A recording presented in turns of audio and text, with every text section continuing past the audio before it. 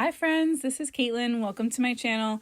Today I'm making a really fun spring floral card, and this one's going to be all ink blended.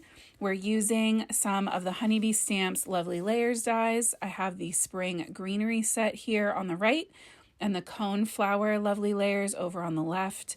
I think the Coneflower is probably my favorite floral die I've ever owned.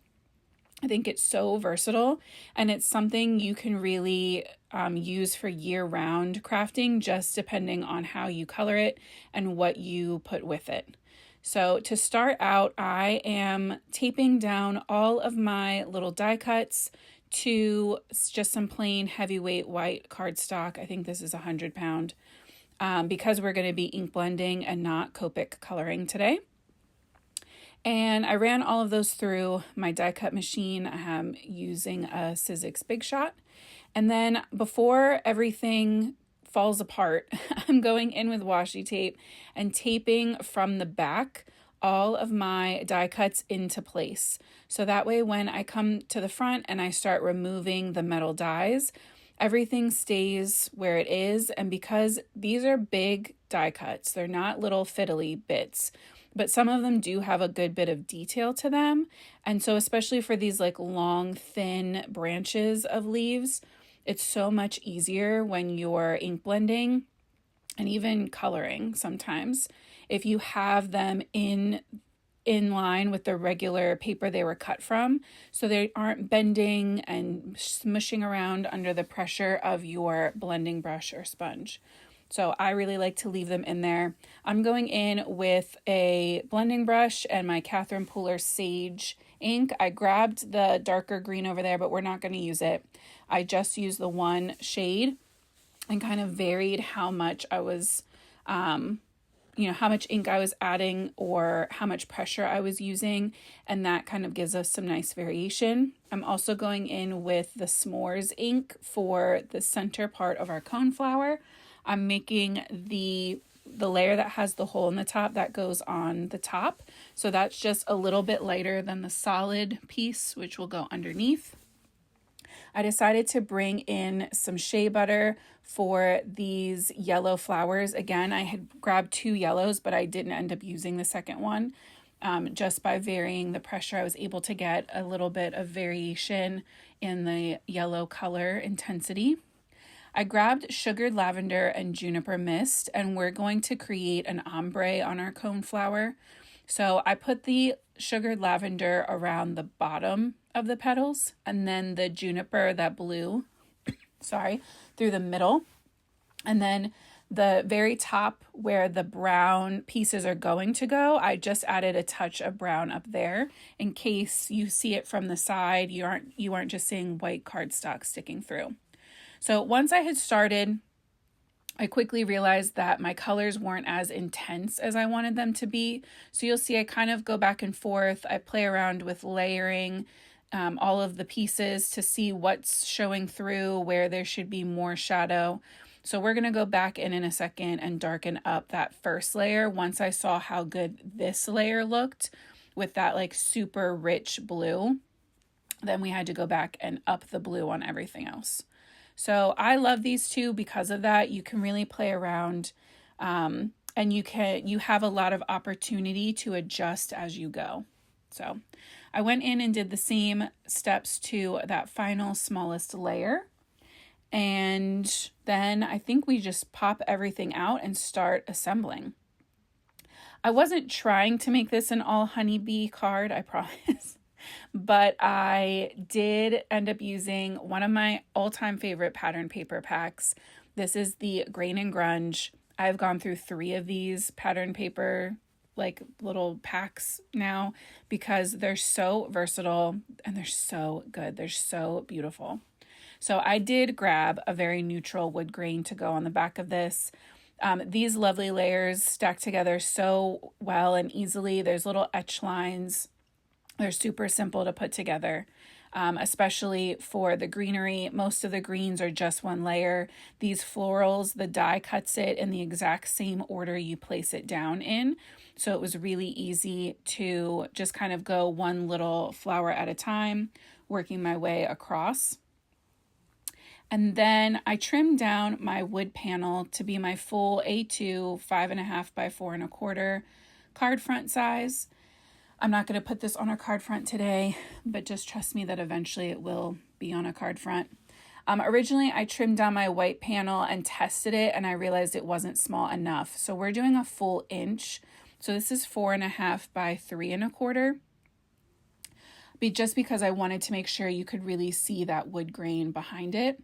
And originally I was thinking of leaving it white, but it felt too plain. So on one side, one corner, that upper right corner, I'm going in with more of the Shea butter. And then on the lower left corner, which I spun it around to make it easier on myself, but it will be the lower left, I'm coming in with that sage. So this is going to kind of help cover any little spots that maybe our flowers and our greenery don't fully cover that cardstock. It won't just stick out as like a stark white little corner.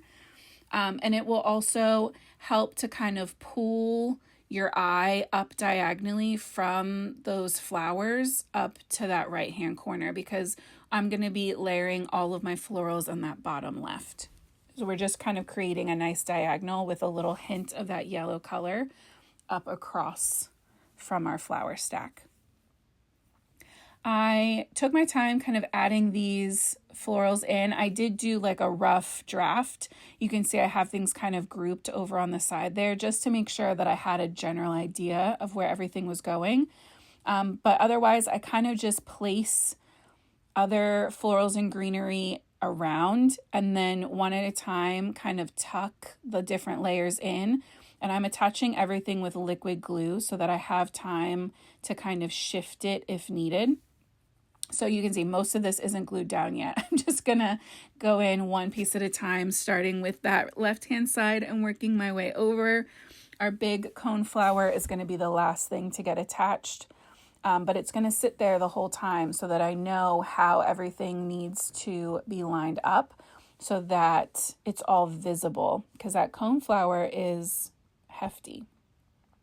I did trim off anything that was hanging at the bottom under the flower, but anything that was hanging over the other edges I'm leaving, because I kind of wanted to break that space, break that line, that frame line over onto our wood grain. So the bottom and top leaves are going to kind of hang over just a little bit, and I'm not trimming those off. I think it's super cute. These little bouquets are really fun to put together, and sometimes I can overthink them. So if you have ever had that where you have all of these florals and you aren't sure how to place them, you're definitely not alone. That definitely still happens to me. But that's why I like being able to kind of move them around and shift. I think thinking of it, especially from a corner, makes it easier for me too, because you're kind of making a fan. And I like to bring my elements as close to the top and side, like creating that full L shape as possible. And then it's just kind of about making that triangle or arch across the center that brings it together for me. I originally inked and die cut this Hey Friend, and I, in the moment, didn't love it. I wish I had just used it, because you're going to see I fumble the sentiment here, and I recovered. But now looking at how it looks, a couple days later, I wish I had just used the Hey Friend, because it's so cute. And I love that the Juniper blue matches.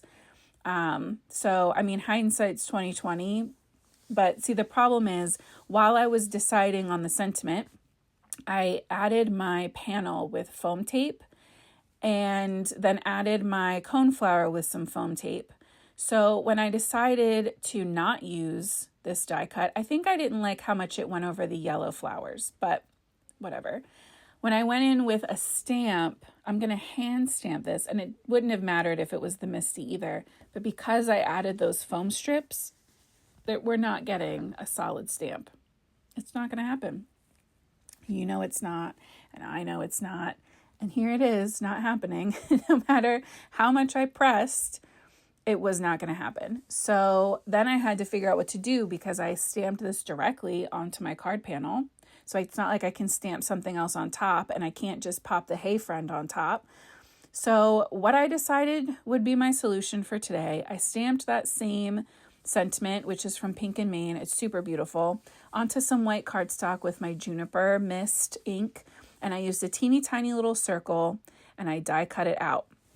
So at first I thought maybe I should add some yellow, but then I was worried about smearing the blue because I didn't do that first. So I decided a nice way to incorporate some other white-ish circles to make that sentiment circle not stand out so much was to add in some of these diamond confetti sequins. And I do like how this turned out. I don't have regrets about the final version, but I do love that Hey Friend. So that'll get used in something else. But I do love how fun and colorful and springy this card turned out. I hope you enjoyed it. If you make a mistake, I hope this encourages you to keep plugging on, keep trying, don't give up. And I will see you guys back here soon. Make sure you subscribe for more card inspiration. And until next time, happy crafting.